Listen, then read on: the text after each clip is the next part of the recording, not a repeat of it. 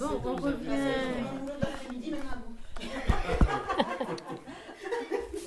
C'est la micro, je vais laisser.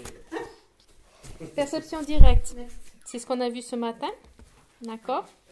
Donc, on a vu, la dernière qu'on a vue, c'est la plus intéressante, c'est la perception directe yogique. Oui, on est page 4. C'est ce qu'on veut. Donc, c'est quelle est sa. Comment ça s'appelle? Sa faculté mentale. Oui. Bon, c'est une faculté sensorielle mentale qui n'est pas physique, d'accord? Mais qu'est-ce qu'elle a en particulier? On l'a vu dans la définition. C'est l'union entre shamatha et vipassana. D'accord? Ce que ça veut dire, shamatha, le calme mental, c'est quelque chose qui se développe en plusieurs étapes. Ouais. Qui n'est pas impossible. Hein. La même chose dans cette vie, c'est tout à fait possible. Dans les livres, il dit que ça prend 6 mois. En théorie. Dans la réalité, ça prend un peu plus longtemps et il y en a même, Maison Sargent Rinpoche disait par exemple, que pour nous, ça risque de prendre encore plus longtemps parce qu'on est tellement abrutis par nos écrans et par le bombardement d'informations extérieures qu'on aura besoin probablement de plus de temps pour faire marche arrière, non, pour rentrer vers l'intérieur. Mais en théorie, quand toutes les conditions précises sont établies, ça peut se faire en 6 mois, théoriquement. 6 mois à temps plein, quoi. Oui. Ça, c'est formule retraite où tu... Et en plus, je vous dis pas comme ça a l'air ennuyeux quand même, parce que il n'y a aucune analyse là-dedans. Tu prends un objet et tu focuses sur l'objet. Et oui, et tu coupes toutes les distractions. Donc, tu n'as aucune analyse. Il y a pas... Pour ceux qui aiment les jeux intellectuels, c'est pas drôle, quoi. Mais c'est plaisant au niveau de la sensation. Ben, probablement, je sais pas quoi. La sensation, c'est une pensée. Non, mais je veux dire, l'esprit. Enfin, en même temps, t'as un mec qui en fait 10 jours de chimie, au bout de 8 jours, ils avaient un lung alors. Je t'explique pas au bout de 6 mois. Bah là, la sensation. Non, c'est vrai que c'est très particulier parce que j'en connais. On en connaît plusieurs. On en connaît plusieurs comme ça qui ont essayé. Au bout d'un moment, tu t'ennuies à mourir. Surtout si tu prends la respiration en plus, c'est comme bon. Au bout d'un moment, d'ailleurs, ça shift, ça change, ça devient un objet mental. Au lieu de la respiration, ça devient une lumière, etc. Il y a toute une évolution. Mais l'idée, ils le font beaucoup dans le Theravada, par exemple, c'est de faire ses retraites. Donc, tu fais ta retraite, tu fais 4 sessions par jour. En dehors de ça, tu évites toutes les distractions comme lire, etc. éventuellement. Ils disent que c'est bien de regarder dehors, l'espace et tout ça. Et tu fais que ça. Et c'est la condition pour y arriver. Et tu commences, au début, tu gardes ton objet quelques secondes. C'est ce qui nous arrive à nous quand on essaye de faire des retraites de shamatha vipassana. Ploup, tu pars, tu reviens, tu repars. Et tu t'entraînes à partir le moins souvent possible, trop loin. Et après, tu t'entraînes à ce que la distraction soit plus subtile, moins grossière, jusqu'au moment où les 2 obstacles de base, qui sont la torpeur ou l'agitation mentale, diminuent, elles deviennent subtiles et au bout d'un moment, elles vont disparaître. Et apparemment, il est bon d'avoir un maître derrière soi quand on arrive à ce niveau-là, parce que c'est ce que dit Lama Tsongkhapa dans plusieurs de ses textes. Il dit attention, à un moment donné, la torpeur est tellement subtile que tu crois que tu y es parce que l'objet, tu ne le perds plus dans ta concentration. Mais il manque le côté vivide de la concentration. Donc, il faut qu'en plus faut que tu sois stable, ton objet est stable, il est clair en plus, ça c'est les 2 aspects nécessaires qui indiquent que tu n'as pas ces 2 distractions. Et en plus, il faut qu'il y ait ce côté vivide. D'accord? Vivide, dynamique, une dynamique, il y a comme une intensité dans l'appréhension de l'objet. C'est ce qui permet c'est le signe que tu n'as pas de torpeur subtile. Parce que tu peux avoir la torpeur subtile et être comme un zombie en fait.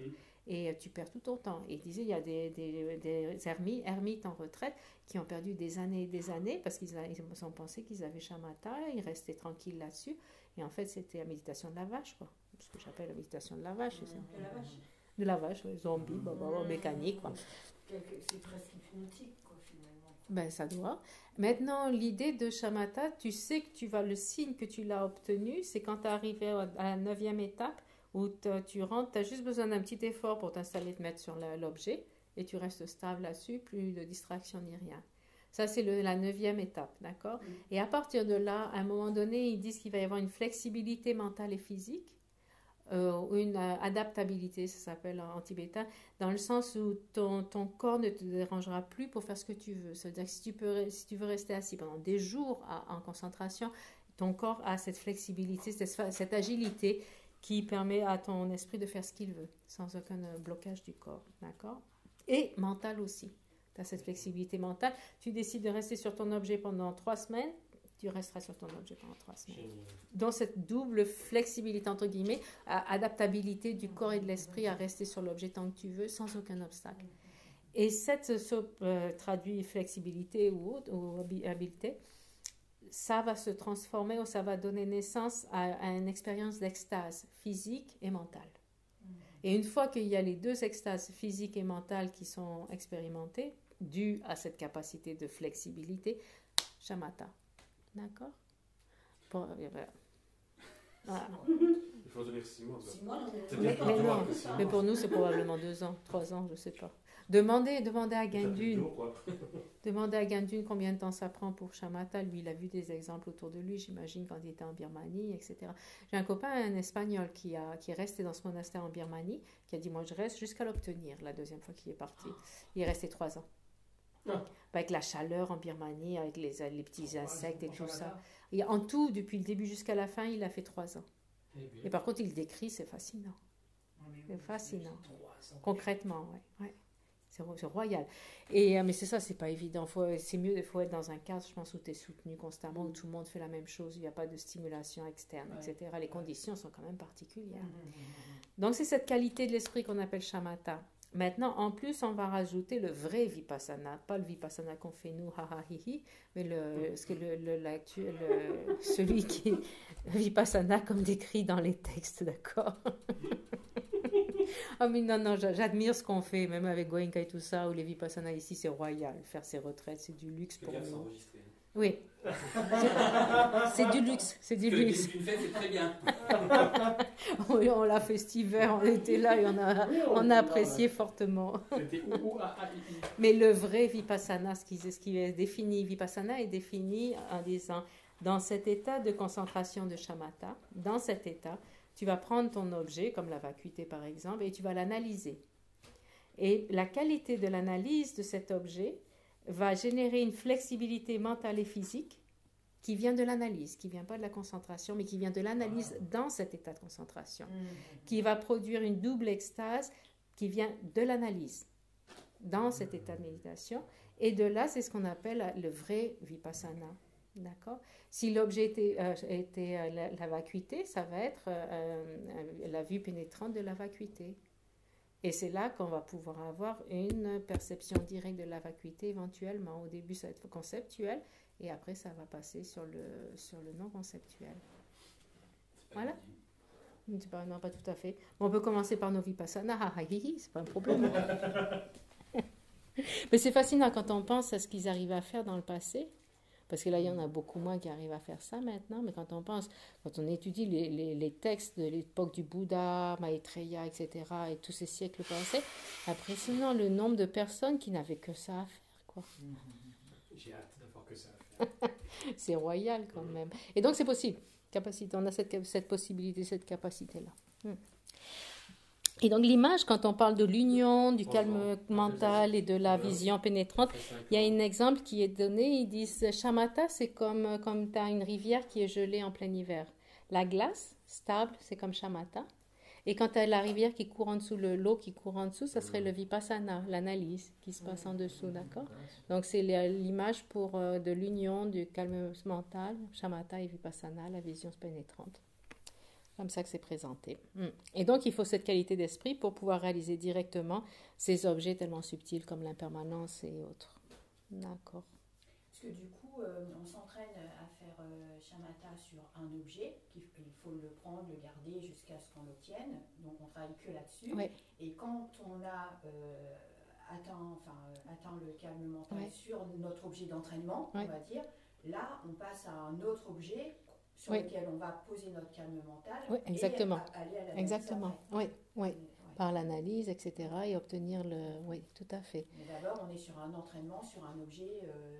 ça peut être la respiration, ou ça peut être une visualisation, ce qu'on veut. Cas, L'idée, c'est de garder cet objet, travailler sur un objet. Donc, il n'y a pas de distraction. Et l'analyse devient un obstacle à ce moment-là, quand on veut développer. Alors qu'une fois qu'on a ce niveau de concentration, il n'y a plus d'obstacle. L'analyse n'est plus un obstacle. Au contraire, elle est alimentée par cette concentration et elle se combine toutes les deux.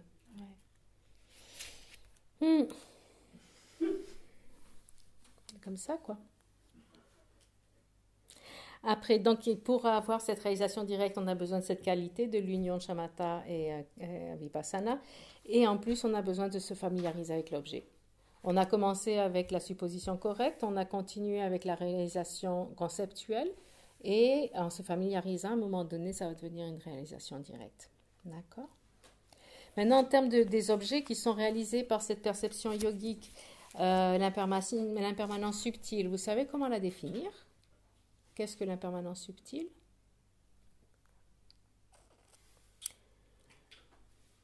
C'est pas la fin de la glace qu'on vient de manger ou de la tarte à la fraise de ce midi, c'est pas ça, c'est plus que ça. L'impermanence subtile, c'est ce qui est uniquement réalisable par un aria.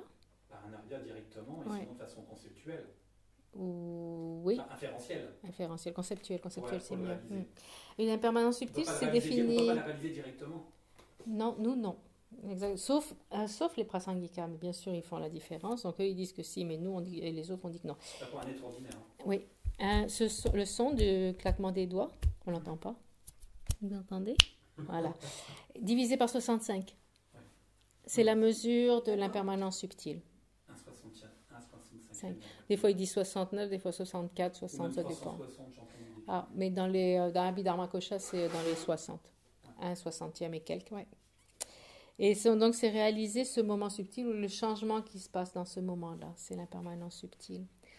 Et il y a aussi, l'Abhidharma Kosha dit que c'est aussi percevoir le mouvement d'une particule des plus subtiles qu'on ne voit pas à l'œil. Ah, le changement d'une particule. Ouais. c'est ça, Maintenant, c'est sûr qu'avec un Microscope. microscope, on pourrait le voir, donc ça compte pas.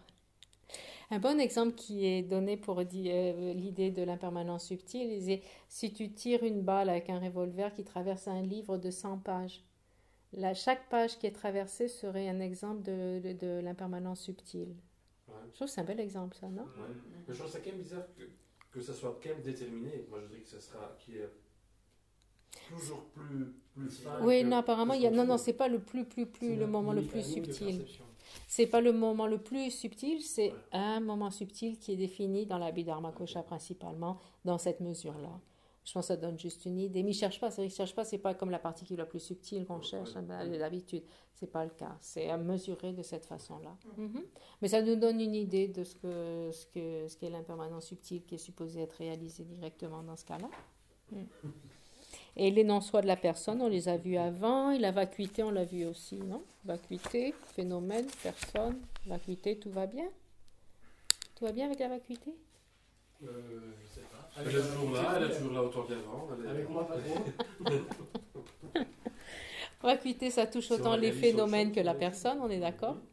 Et c'est le fait qu'ils n'existent pas tels qu'on les perçoit, d'une façon véritable, ou d'une façon inhérente, etc., etc. Ouais, on ne va pas rentrer trop dans ce détail, dans ce petit détail. Et il y a aussi un détail ici, là je vais terminer de vous rendormir avec celui-là. Réalisation directe, nous on a un problème ici, on est sous Tantrika. Dans ces études-là, on est sous Tantrika. Et les sous Tantrika, cette école, c'est la numéro 2 des 4 écoles. Elle dit qu'on peut réaliser directement seulement un objet impermanent. Vous vous rappelez? On l'avait mentionné au début, à un moment donné, c'est pas grave. Donc, l'objet qui apparaît, l'objet apparaissant, qui est réalisé, est un impermanent. Donc, notre problème, c'est quand on réalise, par exemple, la vacuité. La vacuité ou le non-soi est permanent. Donc, qu'est-ce qui se passe? La réponse va être qu'on réalise, si on réalise par exemple la vacuité de la personne ou le non-soi de la personne, ce qui va être réalisé explicitement, c'est cet objet apparent qui est la personne, et implicitement, sa vacuité va être réalisée. Donc, c'est une façon de dévier ce problème. Seuls les sous-tantriques ont ce problème-là d'ailleurs. Nous, on n'a pas ce problème-là. Une réalisation directe, on ne fait pas la différence entre l'objet exactement permanent et impermanent, d'accord? Donc ça, c'était un petit détail à ajouter éventuellement dans les notes. Et puis voilà, donc on a fini avec les perceptions directes, ce qui est la plus fascinante de cette conscience qu'on puisse avoir. Ouais. On passe à la suivante? Ou on pourrait remplir le tableau avant? Où est-ce qu'il est notre tableau?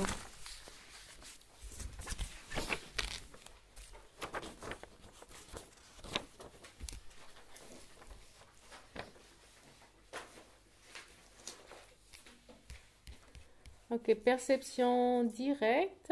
Première colonne, c'est est-ce que c'est une conscience conceptuelle ou non? La directe, c'est pas conceptuel. Non.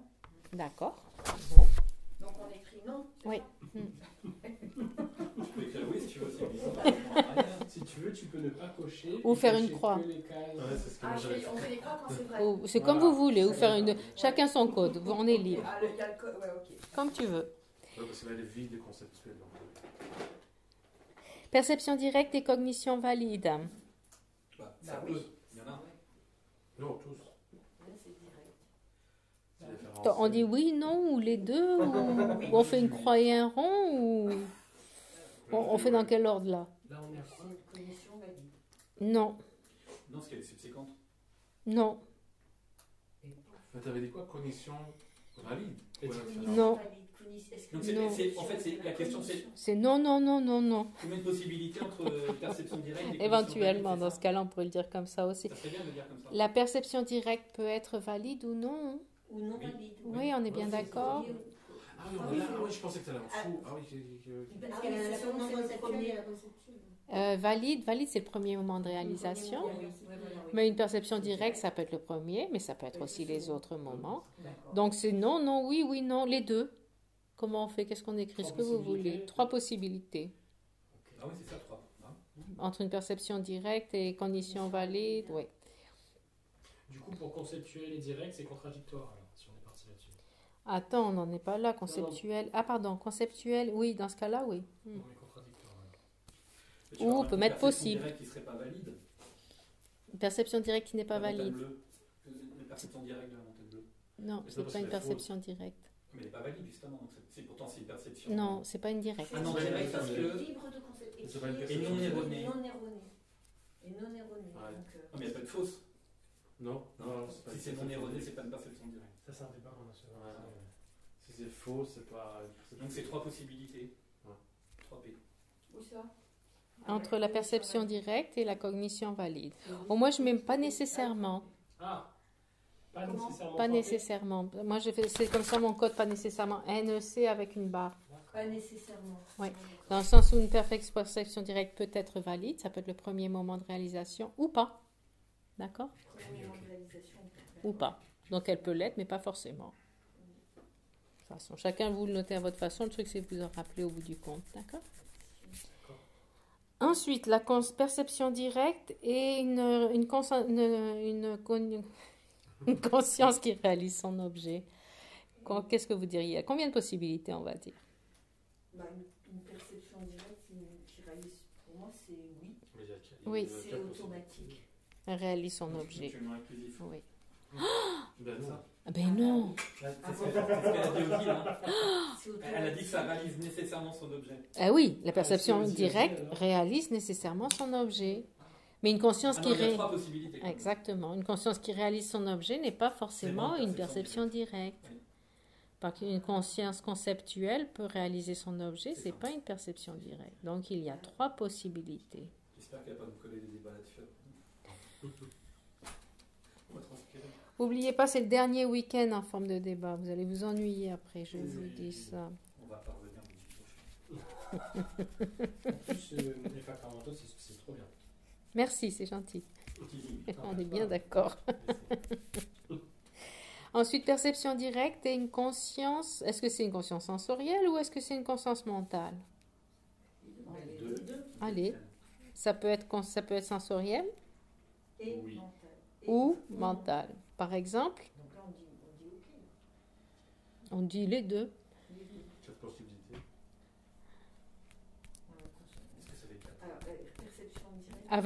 Avec sensoriel, ça fait 4. Avec mental, ça fait 4. Mm. Avec chacun des deux, ça fait 4. Et par contre, si c'est une perception directe, c'est nécessairement une conscience au sensoriel ou mentale. Ouais. Donc, ça serait 3 possibilités si on le prend comme un bloc de débat. Si Ah, B, c'est l'ensemble. Ouais. si B, c'est l'ensemble conscience sensorielle ou mentale, Mhm. ça recouvre toutes les consciences. Ah, ok, Oui, oui. oui. D'accord. Donc, dans ce cas-là, perception directe, c'est forcément une conscience ou sensorielle ou mentale. Une conscience sensorielle ou mentale n'est pas forcément une perception directe. 3 possibilités. Donc, vous marquez ce que vous voulez. Donc, on est bon pour cette première conscience des 7. On va bouger à la deuxième. Conscience inférentielle.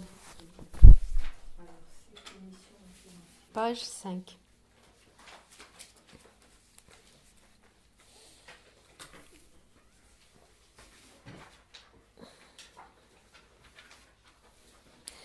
Cognition inférentielle, c'est ce qu'on a vu avec les débats, l'histoire du signe, d'un signe correct pour prouver, une hypothèse, etc. La définition du cognition inférentielle, on est bon? Page 5 dans les tableaux? Ouais.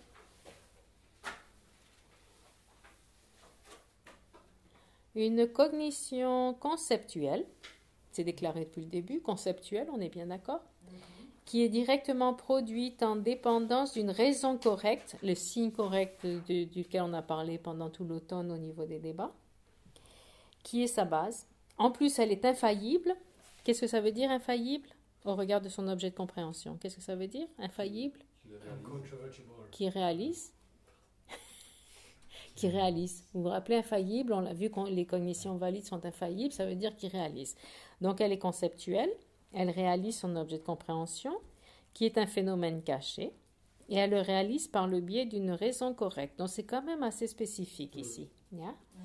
En général, ce qu'on va appeler une réalisation conceptuelle du fait que l'Institut Vajrayogini est dans le Tarn, ce ne sera pas forcément une cognition inférentielle parce qu'on ne s'est pas forcément basé sur une raison correcte avec une preuve de syllogisme, etc., qui remplit les 3 modes et tout ça pour le prouver, d'accord? Ici, ce qu'on appelle une cognition inférentielle, ça touche vraiment l'analyse de la vacuité, du non-soi, etc., où tu passes par l'analyse de la raison par rapport au sujet, par rapport au sujet, la raison, le prédicat, A, B, B, C, vous vous rappelez tout ça? Ça, c'est cette dynamique spécifique où les philosophes à l'époque du Bouddha, ils prenaient leur pied à faire des analyses comme ça, de cette façon-là, analytique pour réaliser la vacuité, tout ça. Donc, ils parlent de cette conscience inférentielle est vraiment dans ce contexte-là spécifique de vacuité non-soi par rapport au texte et analyse des textes et de la raison et tout ça. D'accord? Et sinon, en général, nous, on parle souvent, c'est pour ça que souvent, Geshe-la, il me corrige, il dit, quand je dis oui, c'est une cognition inférentielle, il dit non, c'est une réalisation conceptuelle. Parce que nous, on a plein de réalisations conceptuelles dans notre vie qui sont basées sur l'expérience ou sur d'autres sortes d'informations qui nous arrivent. Non? Et on va avoir une réalisation conceptuelle de l'objet, pas seulement à cause d'une raison spécifique mentionnée dans un syllogisme spécifique. Ensuite, inférentiel, il y a un autre petit détail ici, c'est que plusieurs écoles vont dire, oui, c'est dans la note en bas qui dit, Probutschok affirme que toutes les cognitions inférentielles sont valides, ça veut dire le premier moment. C'est-à-dire qu'une cognition inférentielle, ce serait seulement le premier moment de cette réalisation. Le deuxième moment sera une cognition subséquente, mais elle ne s'appellera pas une cognition inférentielle. Donc, c'est ce qu'il dit, tac, tac, tac, tac. Le second moment d'une cognition inférentielle n'est pas une cognition inférentielle, c'est une cognition subséquente. Ou ce qu'il appelle une cognition mémoire, on traduit comme conscience mémoire conceptuelle. Ceci est en accord avec Jesunpa. Par contre, Panchen Sonam Jakpa dit qu'une cognition inférentielle n'est pas forcément le premier moment seulement. D'accord? Elle n'est pas forcément la cognition valide, ça peut être aussi la cognition subséquente, elle va aussi s'appeler une cognition inférentielle. OK? Donc, il y a une petite différence qui est faite entre les érudits au niveau de la cognition inférentielle. Maintenant, dans la définition, donc, à la vue, elle est conceptuelle, elle réalise son objet, et son objet, c'est un phénomène caché. Quand on a étudié les phénomènes à l'automne dernier, on a vu qu'il y a 3 sortes de phénomènes. Manifeste et occulte, caché, oui. Un phénomène manifeste, c'est comme la statue de Maitreya, on le réalise directement sans passer par une logique. Ouais. Donc, facile une perception directe peut le réaliser directement sans passer par la logique, le conceptuel. Maintenant, les objets cachés ou occultés sont des objets qui sont plus subtils et donc ils seront pas quand ils sont réalisés la première fois, ça ne sera pas par une conscience directe. Ok? Donc, on va passer ou par la raison. Si ils sont légèrement cachés, ces objets, on passe par la raison, on peut les réaliser par la raison. Vous avez des exemples d'objets légèrement cachés? Euh, Avec la raison, par un signe valide, on peut c'est réaliser. Ouf, il y en a tant que ça. L'impermanence des phénomènes produits. Ouais, l'impermanence subtile, Ouais. Ah, c'est légèrement caché. L'impermanence subtile. la vacuité, C'est légèrement caché aussi. le non-soi. Le karma, c'est très caché. Voilà, donc la différence, ceux-là, ils sont légèrement cachés. Donc avec un signe, avec une raison correcte, on va pouvoir les réaliser conceptuellement. Maintenant, ceux qui sont complètement cachés, c'est en général l'exemple parfait, c'est l'exemple du karma. Complètement caché. Ouais. Et l'omniscience, je pense que ça rentre là aussi d'ailleurs. Mais le karma, Dans quel sens? L'idée générale du karma, genre de la générosité, la richesse, de l'éthique, une bonne renaissance, ce genre de notions générales du karma, elles peuvent être réalisées par un signe, par exemple, non? Mais quand on parle du karma étant un objet très caché, ça veut dire la logique ne sera pas suffisante.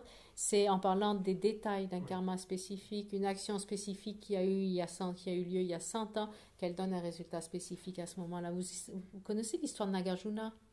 Il s'est fait Avec un brin d'herbe, là. avec un brin d'herbe.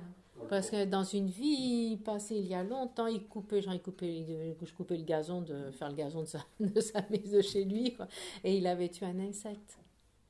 Et à cause de ce karma très subtil, de ce karma qui existait depuis des siècles, ou je ne sais pas combien de temps, et ben dans cette renaissance-là, le prince qui voulait obtenir le royaume devait le tuer pour obtenir le La seule façon de le tuer, royaume. c'était avec un brin d'herbe. C'est avec un brin d'herbe, il lui coupait la tête avec ce brin d'herbe parce qu'à cause de ce karma passé. Sinon, c'était impossible de le tuer. Ouais. Et parce que le prince voulait devenir le roi, mais pour qu'il devienne le roi, il fallait passer par un Il y Nagarjuna, avait quelque toute chose une comme ça. histoire, Ouais. je sais On va plus de détails. Comment Hein? Il est mort? Ah oui. Ah ouais? Pardon. Avec un brin C'est d'herbe. pas drôle. Donc, c'est pour illustrer comment un karma spécifique donnera un résultat spécifique à un moment donné, spécifique, suivant les circonstances spécifiques. Ça, seulement un Bouddha peut le connaître réellement. Donc, on pourrait en avoir une cognition inférentielle par le biais des écritures. C'est ce qu'on va voir maintenant. D'accord? Donc, c'est ça, il faut savoir que il y a un peu de variété dans ces réalisations. Et donc le but de la cognition inférentielle, c'est de réaliser la vacuité ou le non-soi, ça c'est notre idée. Et c'est le sujet favori des philosophes, même avant le Bouddha, dans le monde hindouiste et tout ça, ils adoraient tous ces dynamiques de débat. Et ils faisaient des débats entre eux. Vous savez, celui qui perdait, il devait devenir bouddhiste, ou si le bouddhiste perdait, il devait devenir hindouiste, Advaita, ou suivant celui qui avait gagné. Donc c'était quand même un sacré challenge. Il y a toutes ces histoires à Nalanda, non? Où il y avait ceux qui gardaient les portes est, sud, ouest, nord, et c'était ceux qui devaient éliminer en débat, éliminer tous les non-bouddhistes. Parce que s'ils perdaient, ils devaient partir avec les non-bouddhistes. Donc c'était quand même assez sérieux. Hein? on n'est pas débattre. Non. Pour nous, c'est moins grave quand même. Mais donc l'histoire des débats philosophiques, c'était quand même assez poussé à cette époque. Ouais. C'est pas 3 week-ends dans l'année sur les débats. C'était brillant leur façon. Donc c'est des structures qu'ils ont montées. D'ailleurs, ils disaient cette structure de la raison correcte, ça existe, ça a été mentionné dans le sutra exposant l'intention, qui donne une liste de 8 raisons. Dans le sutra des 10 bhumis, Dasabhumi Sutra, ils expliquent comment formuler un syllogisme, la fumée, le feu, etc. Là, le fait que la fumée est un signe de l'existence du feu, le fait de l'inférence là-dessus, tout ça, c'est déjà mentionné dans les sutras. Après, ça a été développé par Dignaga et Dharmakirti dans les textes du Pramana. D'accord? Dans les 7e siècle, peut-être, à peu près dans les années 600-700, dans ce genre-là. Et nous, on a ces résidus-là. Et c'est ce qu'on a étudié après. Et d'ailleurs, vous savez, en termes de signes, c'est intéressant en ce moment ce qu'on étudie en master programme, les signes d'irréversibilité qu'on appelle, qui prouvent qu'un bodhisattva est va aller définitivement à l'éveil sans descendre vers les voies du Hinayana. À un moment donné, ça devient irréversible dans la voie de l'accumulation au milieu. Et donc, il dit qu'il y a des signes. Et par exemple, vous savez quels sont les signes qui prouvent, entre guillemets, que quelqu'un a la bodhicitta? Ils sont mentionnés dans les textes. Il y a des signes internes, la personne le sait à l'intérieur, mais pour l'extérieur, ils disent, quand vous voyez, ils disent quand il y a la chair de poule et des larmes dans les yeux en pensant à la souffrance d'un seul être, pas forcément un être proche de soi, mais n'importe quel être, dès qu'il envoie un minimum de souffrance, il y a les larmes dans les yeux et la chair de poule, etc. C'est un signe de bodhicitta. Ça, j'ai de la marge. Mais ça veut dire que chaque fois qu'il y a quelqu'un qui pleure pendant les enseignements sur bodhicitta, qu'il a la bodhicitta, c'est pas forcément ça. C'est pour ça qu'il y a le débat qui vient avec. Oui, mais ils disent que c'est un signe correct, mais en fait, c'est pas un signe qui a les 3 modes, parce que c'est mignon quand même. Ils disent aussi pour la vacuité, c'est pareil. Ils disent quelqu'un, première fois que tu entends des enseignements de la vacuité, tu as ces larmes dans les yeux, la chair de poule et tout ça aussi, ça vous est arrivé? Non. Ok, j'avoue. Si j'ai de la poussière dans l'œil, peut-être. Ou parce qu'il fait très froid. Ou pleurer de désespération. Ah, ça, c'est bien fait. Donc ça, c'est d'autres façons d'utiliser les signes d'irréversibilité. C'est intéressant comme sujet, par exemple. Et c'est pour ça qu'il parle beaucoup de cette notion de cognition valide inférentielle. Et ouais, je pense qu'on a tout vu là-dessus. Et maintenant, on va voir donc définition, c'est conceptuel, réalise son objet, et elle utilise une raison logique pour réaliser son objet. D'accord? Et la différence avec une perception directe, c'est la perception directe, par exemple, un objet manifeste, tel que les objets visuels, sonores, etc., sont réalisés directement, alors que là, ce sont des phénomènes cachés qui vont être réalisés. Et on le divise en 2. Cognition inférentielle par le pouvoir du fait, par conviction et par renom. D'accord? Ça fait diviser en 3. Ça fait 3. T'as dit diviser en 2. Oui, parce que le numéro 3, c'est aussi un numéro 1. En même temps, On nous embrouille. Alors c'est pas logique. Oui, c'est pour ça qu'il y en a 2, mais en fait, il y en a 3, mais c'est pas grave. On va faire une division en 3. Alors, cognition inférentielle par le pouvoir du fait. Définition, condition conceptuelle, directement produite en dépendance d'une raison correcte par le pouvoir du fait. On va voir ce que ça veut dire, qui est sa base. Infaillible, donc elle réalise son objet de compréhension, un objet légèrement caché. Donc son point particulier ici, c'est que pour réaliser son objet conceptuellement, elle va utiliser une raison correcte par le pouvoir du fait. Par le pouvoir du fait, ça veut dire par la force de l'objet, par la force de la nature de l'objet. Le fait que l'objet lui-même est impermanent, on le voit dans l'exemple, le son est impermanent dans sa nature. Ce qui va être réalisé, c'est dans la nature de l'objet, dans ce sens-là. D'accord ? Et donc l'exemple, c'est une conscience inférentielle qui réalise que le son est impermanent. D'accord? L'eau, ça mouille. Hein? L'eau, ça mouille. Oui.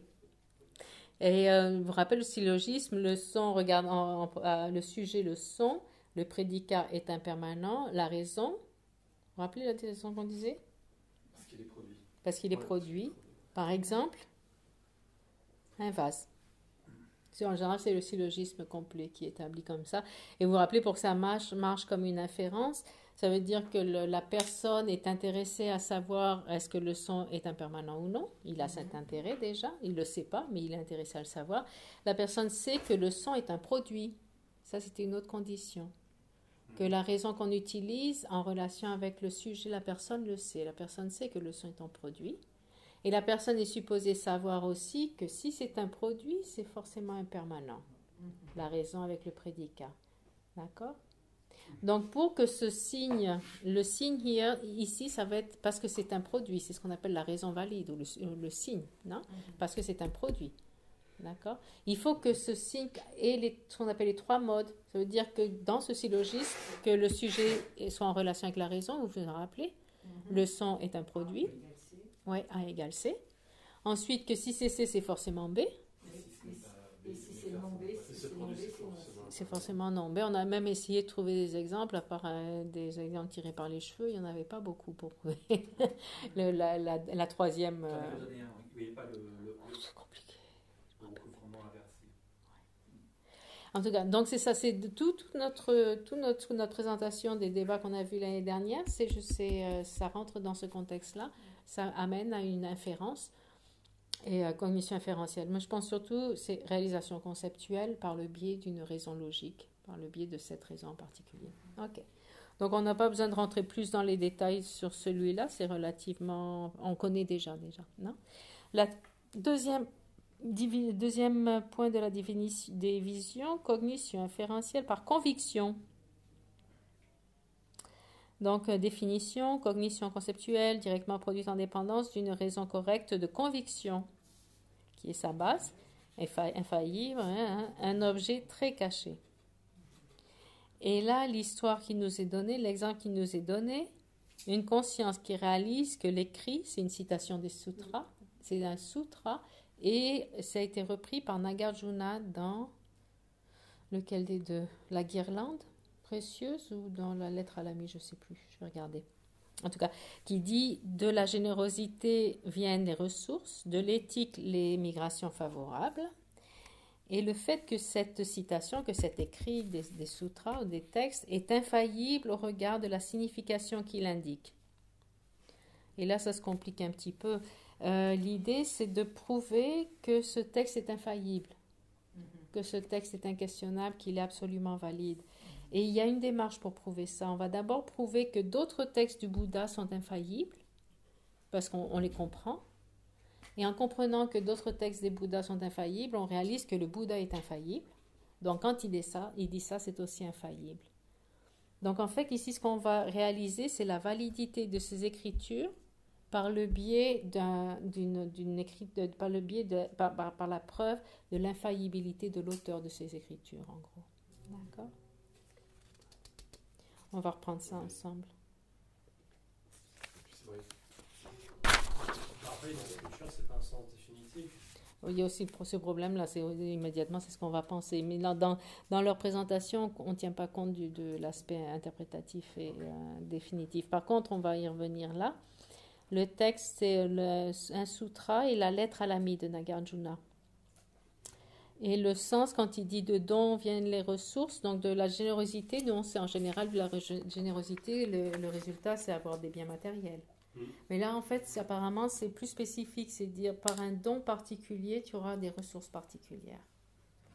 Ensuite, il passe les 6 perfections, c'est par l'éthique, une bonne renaissance.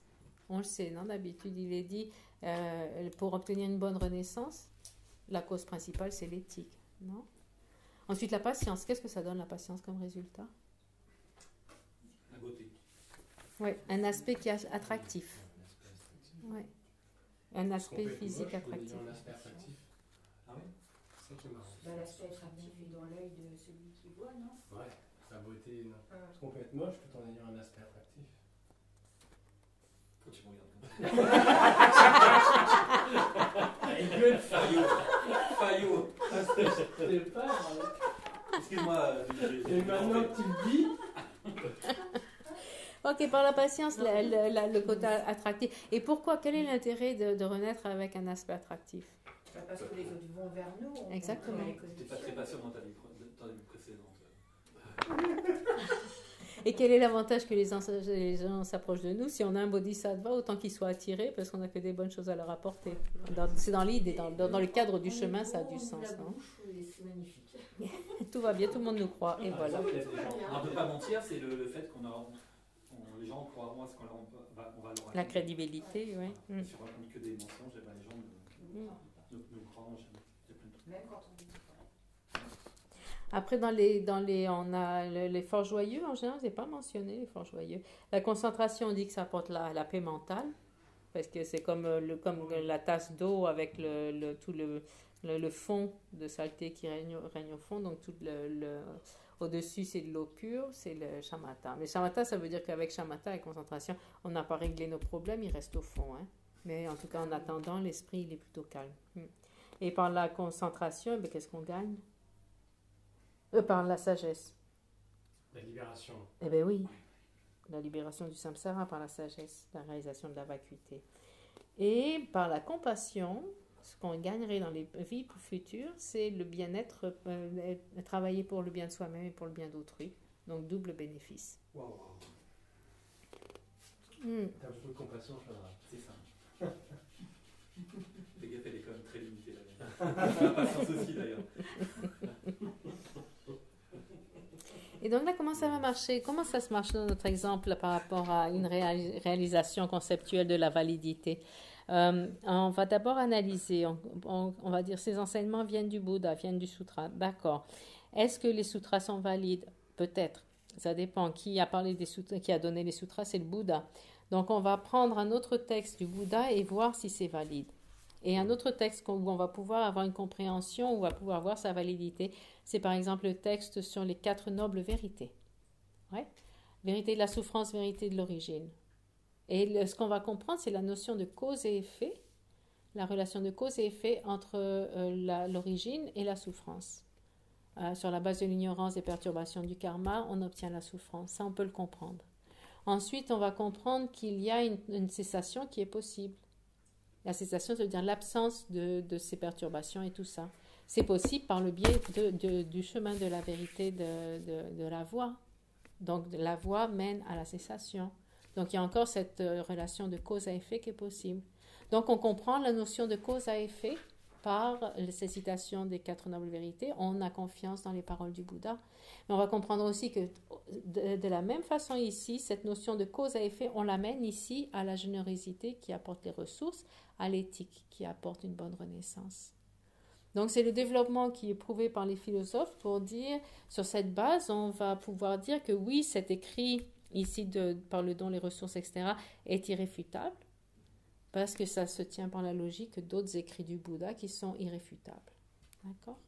Donc, c'est le point principal qui est fait ici.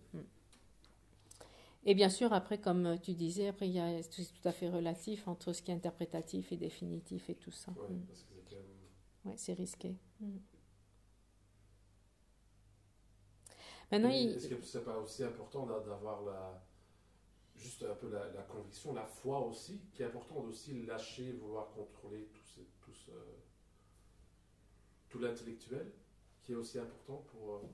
Mais dans ce cadre-là, spécifique, non. Hein. Non. Ici, là, c'est un télo. Hein. Non, Inférentiel, c'est par la raison mais valide. C'est la logique, je veux dire, c'est dans la quand même, logique. tu vois, il y a quelque chose qui n'arrive pas à prouver, parce que c'est que la perception directe d'un Bouddha qui peut voir l'effet du karma. Donc, on va regarder si ces textes sont valables.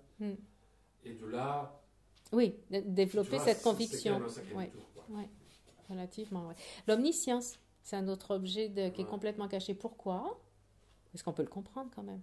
Pourquoi est-ce que l'omniscience est un objet très caché?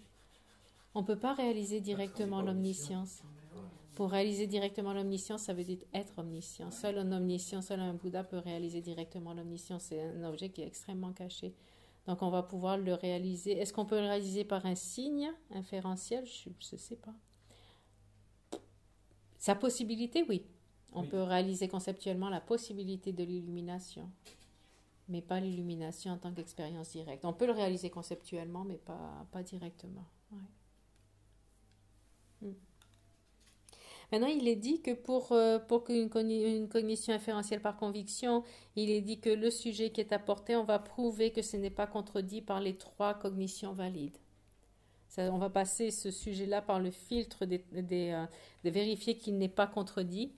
Le signe que ces écrits sont valides, c'est par le signe d'être un écrit libre des 3 contradictions. Ils disent 3 contradictions, ça veut dire que si ce qui devait être prouvé était un objet, par exemple, physique, visuel, il ne serait pas contredit par une cognition visuelle. D'accord? Si c'est un signe caché, il ne sera pas contredit ni par une cognition des pouvoirs d'effet, ni par une cognition de conviction. Par exemple, il y a un exemple qui aide pour que ce soit plus clair ici. Donc, cet objet très occulté ne peut être réalisé par la raison seule. Un écrit libre des 3 contradictions n'est pas démenti par les 3 cognitions valides. Par exemple, un texte qui dit « l'eau à contre-courant monte la montagne », ce texte sera contredit par une perception directe de l'eau. On voit bien que l'eau, elle descend la montagne, elle ne va pas contre-courant. Donc, une cognition valide directe, perception directe, peut contredire cette écriture qui dit « l'eau monte la montagne ». D'accord? Mais on contredit cette validité. Maintenant, si c'est un texte qui parle de la personne permanente, ça peut être contredit par la cognition inférentielle par le pouvoir d'effet. Parce que par la logique, on peut prouver que la personne est impermanente. D'accord?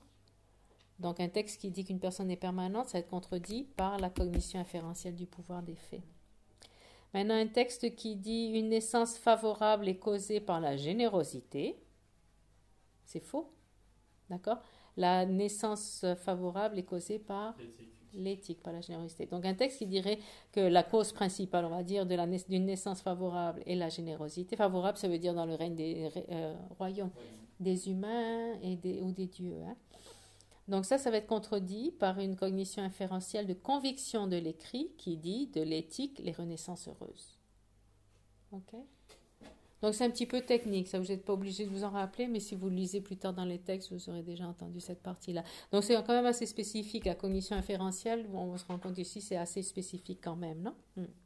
Ici, l'idée dans la cognition inférentielle par conviction, c'est de prouver qu'un texte est irréfutable, que son sens est correct. Basiquement, c'est ça. Et ensuite, le dernier, cognition inférentielle par renom. Alors là, on peut même...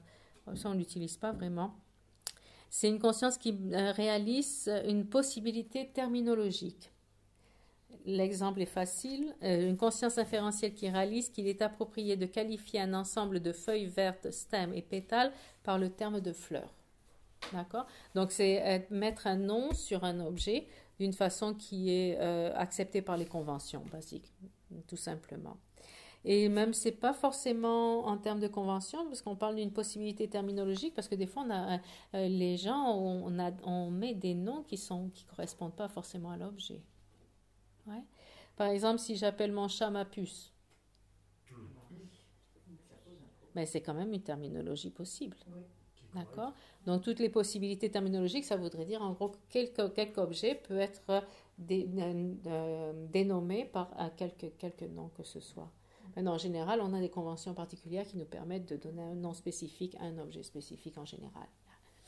Et l'exemple ici aussi, ils disent par exemple Sangye. Sangye, c'est le mot Bouddha en tibétain. Il y a des gens qui s'appellent Sangye. Okay, il y a des Tibétains voisins, ils s'appellent Sangye. Ouais. Et il y a Sangye, le vrai Sangye, c'est un vrai Bouddha, par exemple. Non? Mais il s'appelle Shakyamuni.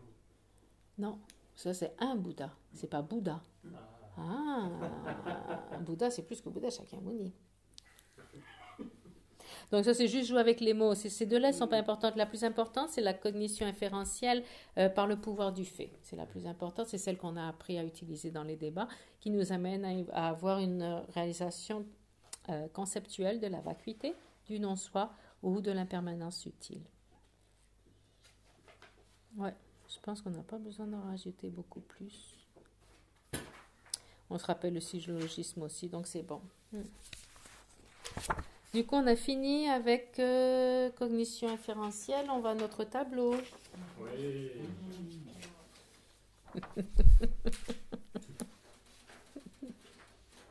Maintenant, pour préciser, oui, il est dit ici.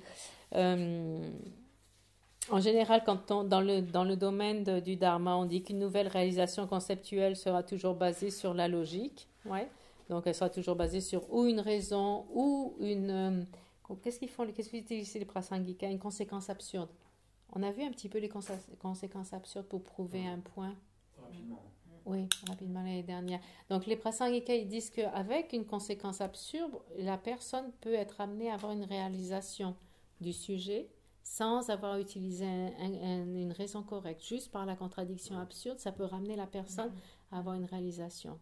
Pour ça qu'on les appelle prasangika conséquentialistes. Alors que les autres disent non, même après ta contradiction, tu as besoin de ramener sur un signe correct, une raison correcte, un syllogisme correct avec la raison appropriée pour que la personne réalise son objet. On parle des réalisations dans le monde du dharma, dans le terme de la vision, de la vacuité, tout ça, c'est spécifique. Alors que dans notre vie quotidienne, il est dit non. Conscience conceptuelle, les premières réalisations conceptuelles qu'on a de beaucoup de choses, c'est souvent dû à notre expérience, à la familiarisation, etc., à l'expérience. Par exemple, voir le vase et réaliser ceci est un vase, ça sera une conscience subséquente induite par la perception directe du vase, par exemple. Donc, dans le quotidien, il y a d'autres façons d'avoir des consciences conceptuelles qui réalisent leur objet, ou des réalisations conceptuelles de l'objet. Mais ici, dans le cadre de la vacuité du non-soi, on passe par cette étape logique pour avoir une réalisation d'abord conceptuelle. Et avant ça, on avait la supposition correcte. Oui? On avait une supposition correcte qu'on a alimenté, qui devient une conscience, une réalisation conceptuelle. Parce que la cognition inférentielle par le Renan, en fait, ça, c'est spécifiquement comment nous on labellise quelque chose, c'est ça Oui, que ça veut dire. oui. En fait. Qu'il a ses possibilités terminologiques. C'est ça, de savoir Ouais. où on t'apprend ça. Qu'il est fait possible, que- exactement, de dénommer les choses d'une façon ou d'une autre. Ok, alors, notre tableau des récapitulatifs des 7 consciences. Oui. Conscience inférentielle et conscience conceptuelle, qu'est-ce qu'on écrit? Oui, non, peut-être, éventuellement. Équivalent. Équivalent.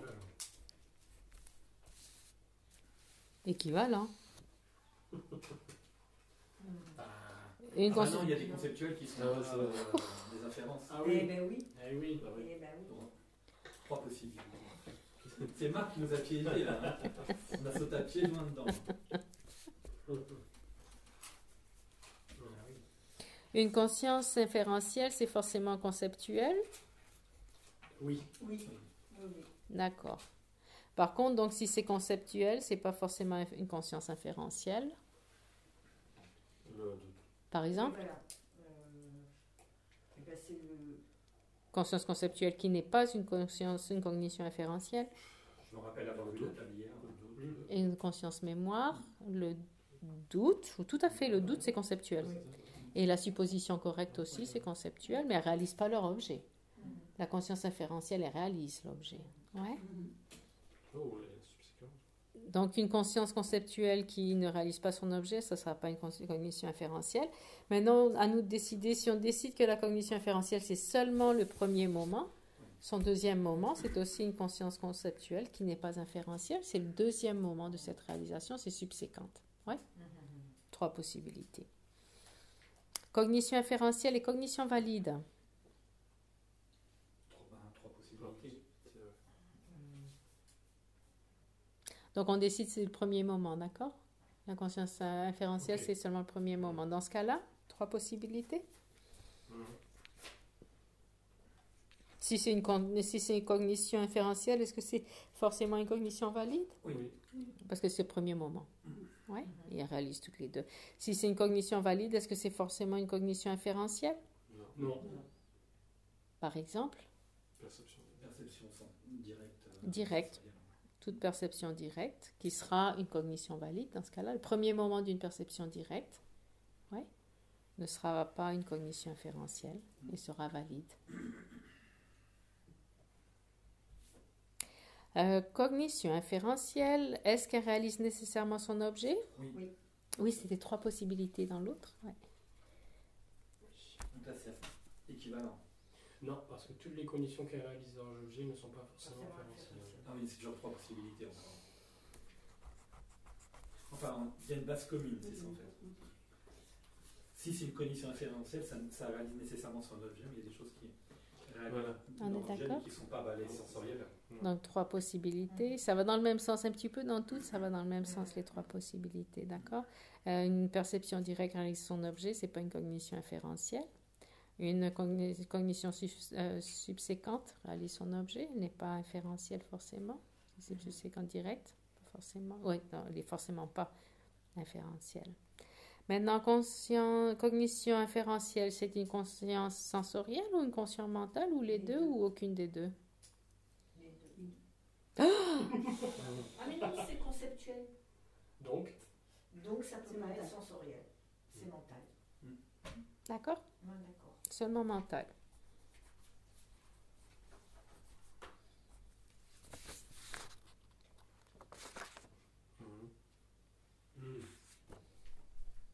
Cognition inférentielle seulement mentale, on est d'accord?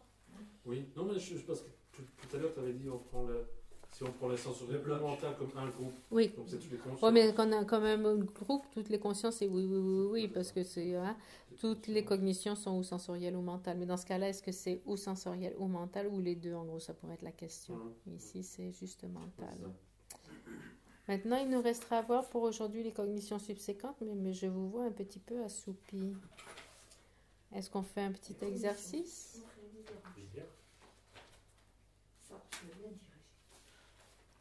Parce que le subséquente, il n'y a pas grand-chose non plus dessus. Il faut imprimer pour les exercices On a fini les exercices que je vous avais envoyés, du coup? Ensuite,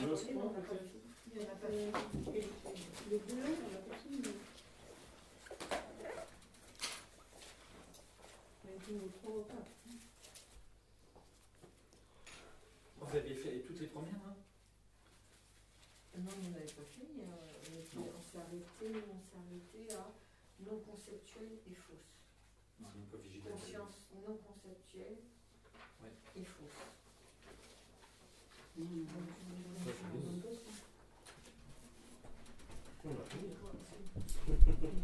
fini. Je crois bien. Ah oui, pas la fin. Et fausse, plus fausse. N'était pas dans notre cas. Conceptuel mental, vous aviez fait, numéro 3?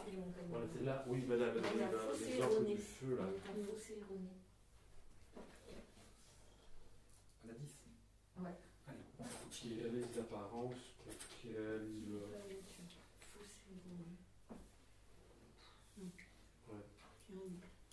Qui réalise le rouge, mais pas la nature du feu.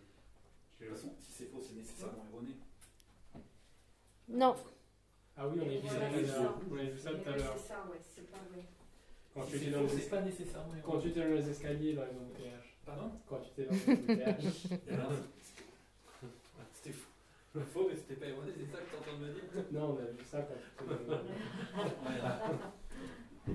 Enfin, c'était faux quand même. De toute façon. Mais c'est erroné. Est-ce que c'était erroné? C'est ça la question.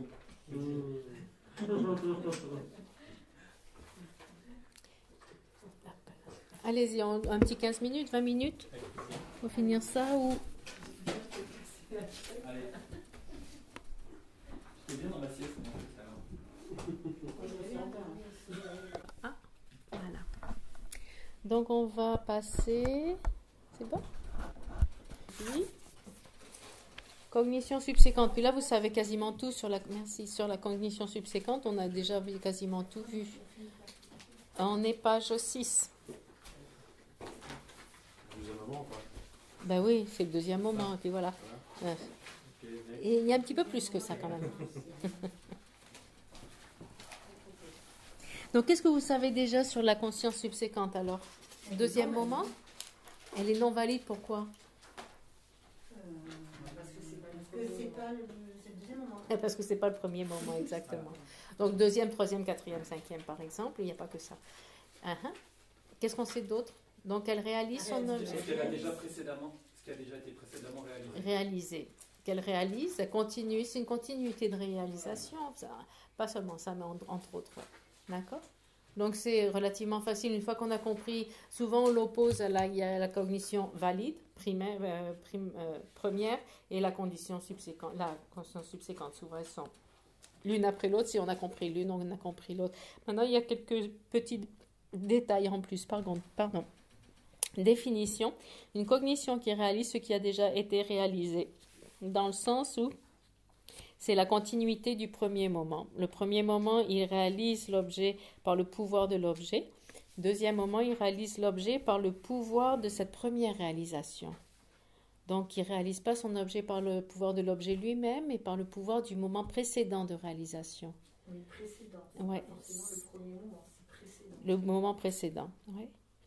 Donc, elle engage l'objet par le pouvoir de la conscience qui la précède, qui a déjà réalisé l'objet. Quand on dit réaliser, ça veut dire valide. Hein? Quand on dit réaliser, ça veut dire nécessairement valide. Non, parce que valide, c'était le premier moment. Valide, c'est première. Dans quel sens comment on délimite réaliser de valide alors? C'est le premier moment de réalisation. C'est ce qu'on appelle valide. Que celui-là qui est valide. Oui. Mais Valide réaliser, dans ce terme-là, c'est pour ça que une réalisation valide première, ça serait mieux, ça serait plus spécifique. D'accord. Parce que si c'était prasangika, une cognition valide, toutes les cognitions qu'ils réalisent sont valides dans le sens où elles sont infaillibles par rapport à leur objet. Pour ça, cette traduction, elle n'est pas idéale de cognition valide. Si on pense à cognition première ou cognition subséquente, les deux validifient leur objet parce qu'elles le réalisent. Pour ça, il veut dire, le terme cognition valide, c'est valide avec cette définition qui indique seulement le premier moment d'une réalisation, En fait, cette traduction en cognition valide, c'est utilisé par les Prasangika. Alors, toutes les autres écoles, nous, en anglais, on le traduit par prime cognition, une cognition première qui réalise le premier moment seulement de la réalisation. Et donc, toutes les suivantes, c'est des cognitions subséquentes. Deuxième, troisième, quatrième moment, etc. Non? Et actuellement, il n'y a pas que ça aussi. Ça, il ne parle pas dans les divisions, mais en fait, une conscience mémoire qui se rappelle quelque chose qui a été réalisé, ça sera aussi une conscience subséquente. Alors que ce n'est pas mentionné dans cette présentation de cette conscience, parce qu'une conscience mémoire, elle se rappelle ce qui a été réalisé, elle réalise donc l'objet, c'est une conscience subséquente. Ouais. Conscience mémoire, ça veut dire qu'il y a eu d'abord une réalisation d'un objet à un moment donné, par exemple voir la stupa et s'en rappeler plus tard. Cette conscience mémoire plus tard, elle réalise son objet par le pouvoir de la réalisation qu'il y avait avant de son objet. Par contre, on va avoir un débat là-dessus. D'abord, on va voir les divisions. Division, cognition subséquente percevant ou directement ou conceptuellement. En fait, il y a 3 divisions, mais en fait, il y a 2 divisions. Parce que la troisième, c'est juste une histoire de terminologie. La troisième, cognition subséquente qui ne sont aucune des deux, ça veut dire c'est la cognition subséquente elle-même. Elle n'est ni directe ni conceptuelle. C'est juste une formulation. Par exemple, quand on dit la cognition subséquente elle-même, elle n'est pas directe et elle n'est pas conceptuelle. Elle n'est aucune des deux. On parle elle-même. Ok. D'accord? Oui, elle est cognition subséquente. That's it. Ce qu'on appelle le self-isolate en anglais, son isolat particulier, c'est une cognition subséquente. La généralité cognition subséquente, elle est ni l'une des deux. Donc c'est pour ça, donc on oublie on n'a pas besoin de se compliquer la vie. En 2 divisions, donc la cognition subséquente, comme il y a 2 sortes de réalisations, la réalisation peut être ou directe ou conceptuelle. D'accord? Une réalisation peut être ou une perception directe, le numéro 1, ou la cognition inférentielle, qu'on appelait inférentielle, qui est conceptuelle. Oui? 2 façons de réaliser son objet, direct ou conceptuel. Okay? Donc, le deuxième moment de cette réalisation sera ou une perception directe ou une perception conceptuelle. C'est pas compliqué, d'accord?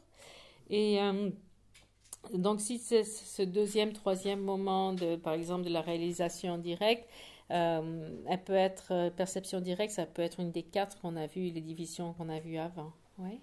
Ça peut être le deuxième moment d'une perception directe sensorielle.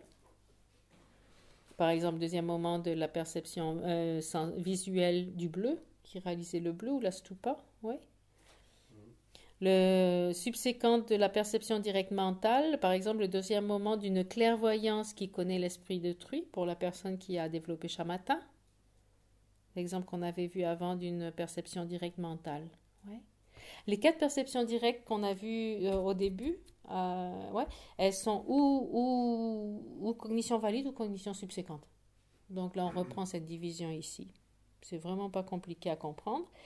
Et donc, perception directe autoconnaissante, le second moment d'une perception directe autoconnaissante faisant l'expérience d'une conscience visuelle, et la perception directe yogique qui sont des cognitions subséquentes, second moment de la voie ininterrompue de la voie de la vision. Ça, c'est bien présenté par contre. Perception directe yogique, le premier moment, c'est une réalisation directe de la vacuité, par exemple. Et ça, ça correspond à la voie de la vision. D'accord? On devient un arya. Quand on a cette première réalisation directe de la vacuité ou du non-soi, on devient un arya. On rentre dans la voie de la vision. Et c'est à partir de là qu'on peut choisir sa fonction de renaissance consciemment. Oui, pour le bodhisattva. Wow, trop bien. Pour le bodhisattva. Donc il y a tout qui change à ce moment-là. On va y aller. Et aussi là, on parle de la voie ininterrompue. Je sais pas, je sens que ça va le coup de rentrer dans le sujet. Dans la voie de la vision, direction sur la méditation sur la vacuité, réalisation directe de la vacuité. Le premier moment, on élimine cette conception erronée de l'existence véritable qui est intellectuelle ou qui est élaborée. Immédiatement, quand on voit la réalité, boum, ça saute. D'accord? Donc, c'est ce qu'on appelle une voie interrompue qui élimine ce premier objet, qui abandonne ce premier objet. Second moment, cet objet est abandonné, ça s'appelle une voie libérée. Dans ce cadre-là, qui donne l'exemple. Second moment de la voie ininterrompue de la voie de la vision, ou ça pourrait être le premier moment de la voie libérée de la voie de la vision, pour ceux qui connaissent les termes. Et d'ailleurs, à ce sujet-là, les 5 voies par rapport à nos cognitions qu'on a vues jusqu'à présent. La voie de l'accumulation, c'est la première. Qu'est-ce qui se passe dans la voie de l'accumulation pour Bodhisattva? Bodhicitta. Dès que la bodhicitta naît dans l'esprit, surgit dans l'esprit, c'est la voie de l'accumulation. Donc à ce moment-là, bien sûr, il va y avoir tous les mérites accumulés, tout ça, tac, tac, tac, tac. Et en même temps, on va développer la connaissance de la vacuité quand même, la connaissance de la réalité graduellement. D'accord? À la fin de la voie de la vision, de l'accumulation, on passe sur la voie de la préparation quand on obtient cette union, Shamatha Vipassana, sur la vacuité. Qui médite sur la vacuité? Ça veut dire qu'on a une réalisation et un conceptuel de la vacuité basée sur Shamatha Vipassana. Perception Shamatha Vipassana, et c'est une réalisation conceptuelle de la vacuité, c'est la voie de la préparation. Donc on continue à alimenter cette expérience de la vacuité qui est faite avec une image générique, avec une représentation mentale, c'est conceptuel, d'accord? Et sur la voie de la préparation, graduellement, cette image mentale de la vacuité, elle devient de plus en plus fine, jusqu'au point où elle va disparaître avec la familiarisation. Le moment où cette image mentale disparaît, bingo, réalisation directe de la vacuité, voie de la vision. C'est là où on est là, avec la perception yogique. Arya Bodhisattva, perception directe de la vacuité, perception directe yogique. Ouais. Et de là, on commence à abandonner graduellement avec cette réalisation directe de la vacuité. Donc, tous ces autres, après le premier moment de la réalisation directe, c'est des consciences subséquentes qui réalisent la vacuité. Maintenant, notre dilemme, c'est, d'accord, le bodhisattva, il est en méditation, équipoise, absorption méditative sur la vacuité directe. Il y reste un certain temps. Il y a des abandonnements qui sont en train de se faire en chemin. Et hop, il sort de sa méditation quand même. Ce qu'on appelle l'état de... Comment on appelle en français? Réalisation subséquente. C'est peut-être un autre nom en français, je ne sais pas. C'est l'état hors de cette méditation. Et là, il va accumuler ses mérites, se brosser les dents et tout ce que tu veux. Se brosser les dents. Hein. Et après, il revient en méditation. Ce premier moment de méditation où il réalise la vacuité, est-ce que c'est une cognition valide ou est-ce que c'est une cognition subséquente? Premier moment. De la deuxième méditation, il a déjà réalisé la vacuité une fois pendant une méditation. Il est sorti à la méditation. Le lendemain, par exemple, il retombe dans sa méditation et recommence à réaliser la vacuité directement. Ce premier moment, c'est quoi? C'est la cognition valide ou subséquente? Subséquent. C'est la même vacuité, quoi. C'est la même vacuité, de toute façon, c'est une vacuité. Non? Moi, je dirais valide. Moi, je dirais valide aussi, mais c'est chaque fois que tu oui, c'est ça. De fait, c'est discutable. Tu as la raison exactement. Ça se discute même entre les érudits. Ils discutent, ils questionnent ça. Mais la plupart du temps, en général, il est accepté que le premier moment recommence à être une cognition valide. Parce que le premier moment, tu as ramené l'objet et tu réalises, par la force de l'objet, tu le réalises directement. Parce qu'on pourrait faire l'analogie avec une perception visuelle directe de la statue de Maitreya. Oui. On se voit tous les mois, une fois par mois, on vient ici. Quand tu reviens, le premier moment où tu regardes la statue de Maitreya, tu as une perception directe valide. Exactement. C'est pareil pour la vacuité. Ouais. Pour la vacuité, ça serait la même logique. Chaque mois, tu auras un premier instant de perception visuelle directe. Donc ça veut dire que si tu changes d'objet, tu reviens sur l'objet, tu as à nouveau une perception directe valide. Tant que ce n'est pas une continuité. Pourquoi? Parce que ce premier moment, c'est défini par une réalisation par la force de l'objet. Tu as amené l'objet, c'est l'objet qui t'amène à cette réalisation.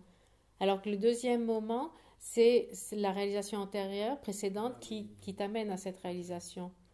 Donc, en général, c'est accepté comme ça, mais ça peut être discuté. On pourrait très bien dire que ce sont des consciences subséquentes, de toute façon. Certains érudits vont dire ça aussi. Mais dans une certaine logique, en général, on accepte qu'à chaque fois qu'on rentre en méditation, une fois de plus, la réalisation de la vacuité sera ce premier moment, sera une cognition valide, et seulement à partir du deuxième moment, ça sera une réalisation subséquente. C'est accepté comme ça. À partir du moment où aussi tu dis que la conscience mémoire est une conscience subséquente. Ça, oui, c'est autre chose. C'est pour ça que dans ce cas-là, on aurait pu en discuter aussi. Ça, c'est pas mentionné dans cette présentation, les consciences mémoire, mais en général, c'est reconnu que toutes les consciences mémoire qui sont basées sur des réalisations antérieures sont des consciences subséquentes. Ouais. Donc ça, c'est une autre idée. Les consciences mémoire sont subséquentes. Par contre, une conscience subséquente n'est pas forcément une conscience mémoire. Par exemple, le deuxième moment. Et ça, je l'ai clarifié avec Geshe-la pour être vraiment sûr l'autre jour, d'accord? Une conscience subséquente, en général, ici, dans ce contexte, on parlera du deuxième, troisième moment d'une réalisation, que ce soit direct ou inférentiel, c'est pas grave. Et une conscience mémoire sera une conscience subséquente, mais la conscience subséquente n'est pas mémoire. Donc, 3 possibilités. Merci, je ne savais pas que la différence entre premier instant ou subséquent, c'était en fait le premier instant c'est réalisation par la force de l'objet, et subséquent c'est réalisation par la force de la première réalisation. Oui, de la où ils disent de la familiarisation, etc. Et aussi ça fait une différence, l'omniscience est mentionné ici, oui.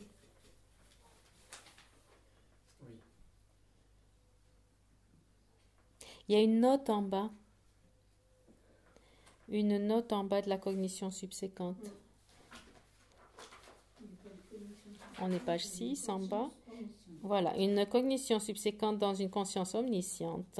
Il n'y a pas de cognition subséquente dans une conscience omnisciente. Bien que le premier moment de toute cognition réalise son objet parfaitement et d'une manière exhaustive, et conséquemment, le deuxième moment peut uniquement connaître ce qui a déjà été réalisé, le moment précédent. Cependant, il ne réalise pas par le pouvoir du premier moment, mais par son propre pouvoir. Là, on parle de l'omniscience. Okay? L'omniscience, à chaque moment, réalise par son propre pouvoir, non par le pouvoir de la conscience qui réalisait juste au moment précédent, pour un Bouddha. Donc, toutes les consciences d'un Bouddha sont des cognitions valides nouvelles, et non des cognitions subséquentes. Okay? Pour nous, le deuxième moment de réalisation, c'est basé sur ce premier moment, le moment précédent. Et une conscience mémoire, c'est basé sur une familiarisation sur un objet déjà connu. Lui, pour le Bouddha, tous les moments sont directs avec l'objet, en relation directe avec l'objet. Est-ce que c'est en lien avec le fait qu'il n'a pas de conscience conceptuelle? Pas forcément non plus, non. Mais de toute façon, toutes ces consciences sont directes. Il n'y a pas de conscience conceptuelle. De toute façon, toutes les consciences d'un Bouddha sont directes, sont des réalisations directes, surtout. Et sont des réalisations directes par la force de l'objet systématiquement. Poum, poum, poum. Donc on a cette qualité de première toute fraîche, de réalisation toute fraîche, toute nouvelle, constamment chez le Bouddha. C'est une particularité, ouais. C'est vraiment c'est comme ça. Présent, ouais, aussi. Il n'y a plus de passé, il n'y a plus de passé, il n'y a plus de c'est là. Où? Enfin, c'est présent.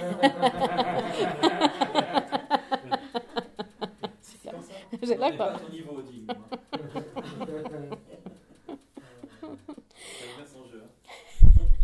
Le numéro 2, cognition subséquente conceptuelle.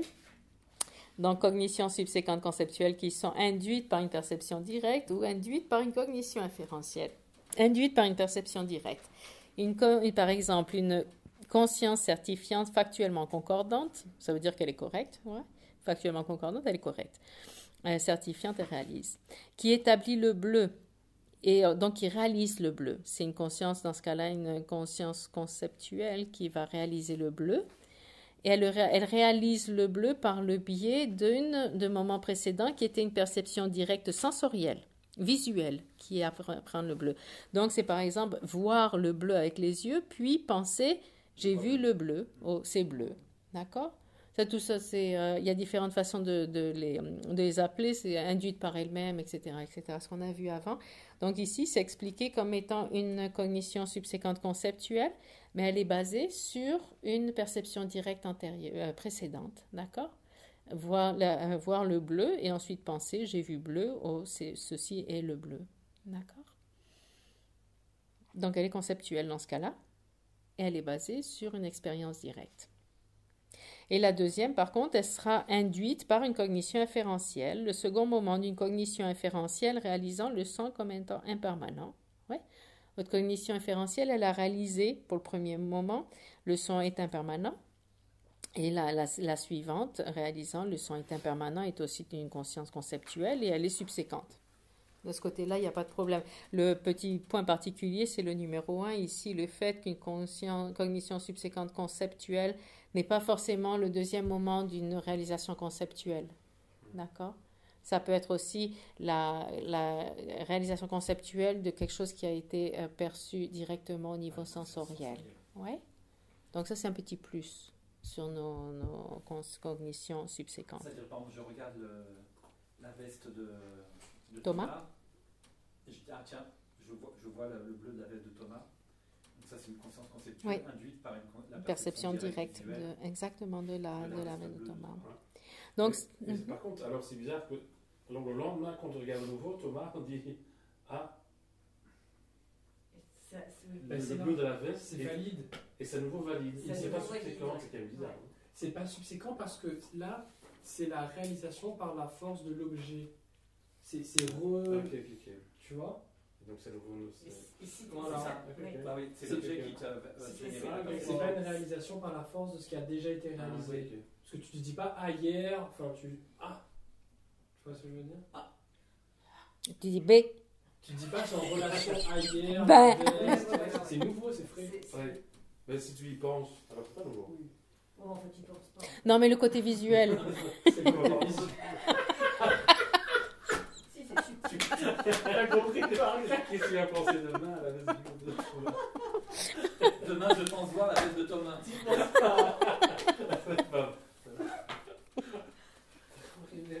C'est le côté visuel. Par contre, je ne sais pas si vous avez noté un petit détail quand même, ça veut dire qu'on va dire qu'on a une cognition valide qui est visuelle, voire le bleu de la veste de Thomas. Ok, c'est un premier moment d'une réalisation du bleu de la veste de Thomas. Elle peut induire comme cognition subséquente ou une cognition subséquente directe, deuxième moment de cette même réalisation du bleu, ou une cognition subséquente qui va être du coup conceptuelle. Qui va réaliser conceptuellement, oh, c'est le bleu de la veste de Thomas. D'accord? Et après, on élabore, après tout ça. D'accord? Donc, c'est intéressant de considérer cette cognition subséquente. C'est pas seulement le deuxième moment du même esprit. Le deuxième moment peut être devenir une réalisation conceptuelle, en fait. Intéressant. Ouais. Et puis voilà, et ben on a fini pour aujourd'hui. C'est cool, c'est super. Super. Demain, on va s'ennuyer parce qu'il ne nous reste que les consciences qui ne réalisent pas leurs objets. On va s'ennuyer avec ça, c'est trop facile. Il y en a 4, on va s'ennuyer. On commencera peut-être les facteurs mentaux, peut-être un petit peu. On verra. Et il y a donc d'autres exercices qui viennent demain aussi. Mais une fois qu'on aura vu, c'est cette conscience, on peut revenir et recommencer à jouer avec conceptuel, le conceptuel réalise ou non. Ça va devenir de plus en plus... Oh oui, notre tableau. Une chance que tu es là, Odile. Hein. Je vous jure, à 4h30. Je serai là pour la 4e et la 5e année.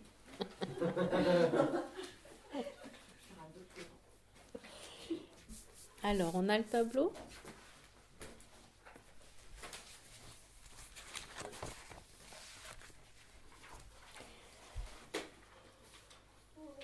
Cognition subséquente et cognition conceptuelle. Qu'est-ce qu'on en fait?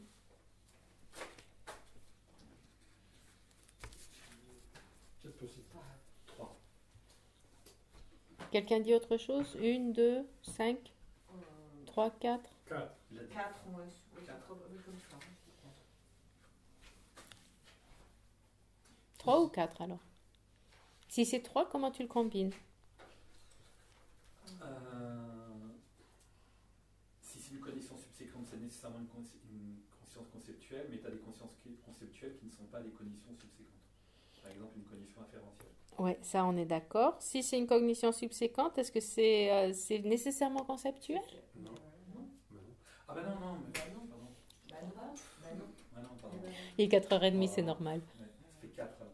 4 possibilités. Les subséquentes d'une sensorielle. Voilà. D'accord? 4 possibilités. Ensuite, cognition subséquente et cognition valide.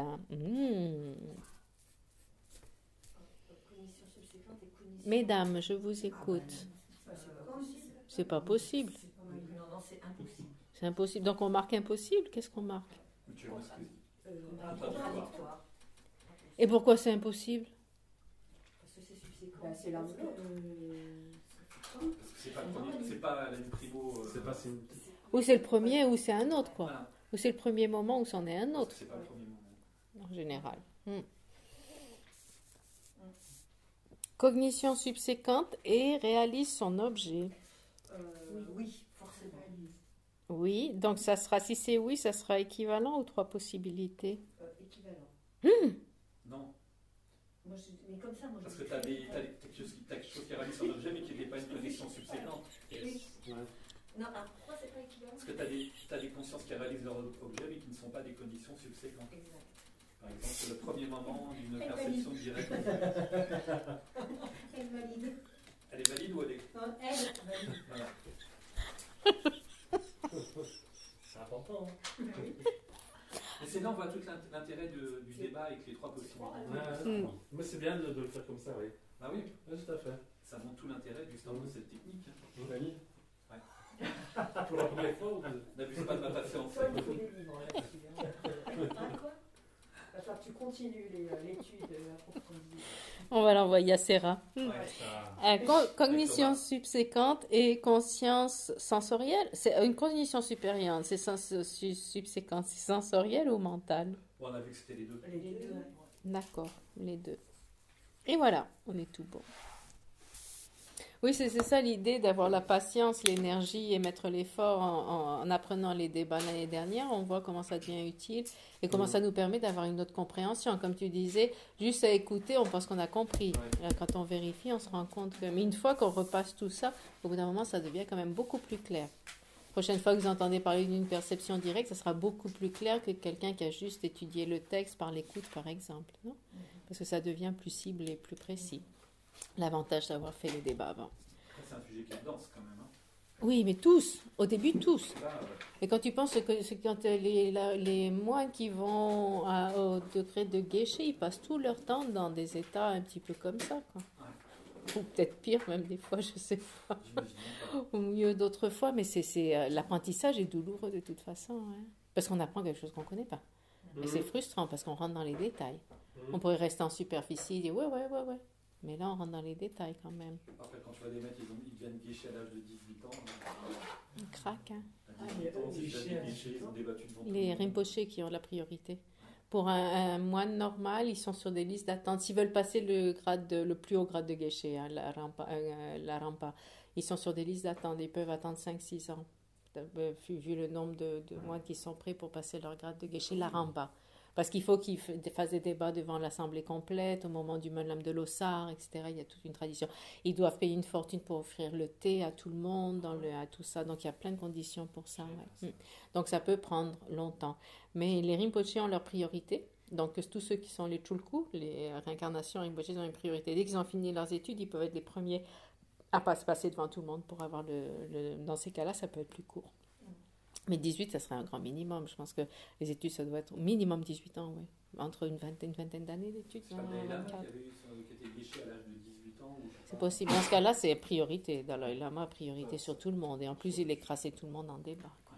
Donc oui, cette intensité, je pense que les moines l'ont beaucoup, mais ils sont jeunes et dynamiques aussi. Ils passent des heures jusqu'à 11 heures le soir à rentrer dans les débats et tout ça.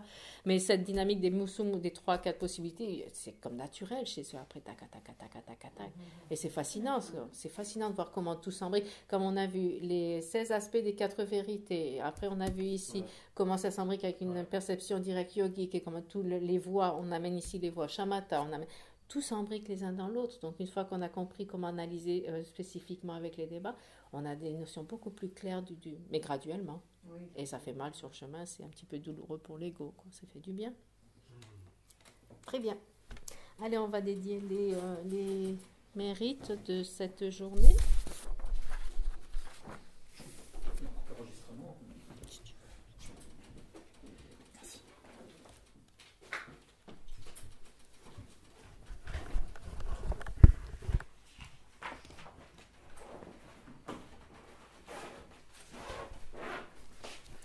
peut prendre 1 ou 2 minutes pour faire une dédicace dans nos propres mots, si vous voulez.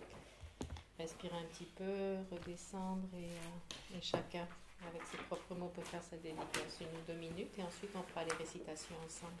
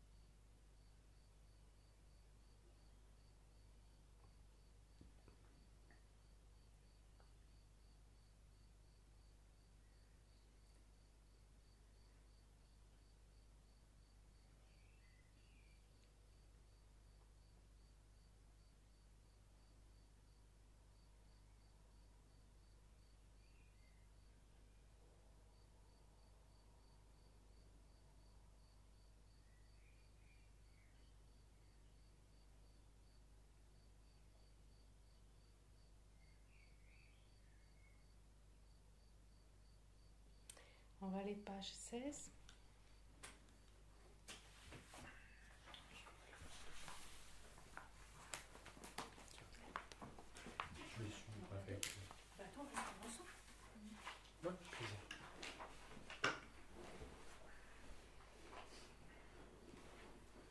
Gewadi Nyotundai Lama Sangye Jugyone Jowa Chikyan Malupa Deyi Salingue Pacho. En français, grâce au mérite accumulé par ses actions vertueuses, puissais-je rapidement atteindre l'état d'un maître Bouddha et conduire tous les êtres sans exception à cet état d'éveil.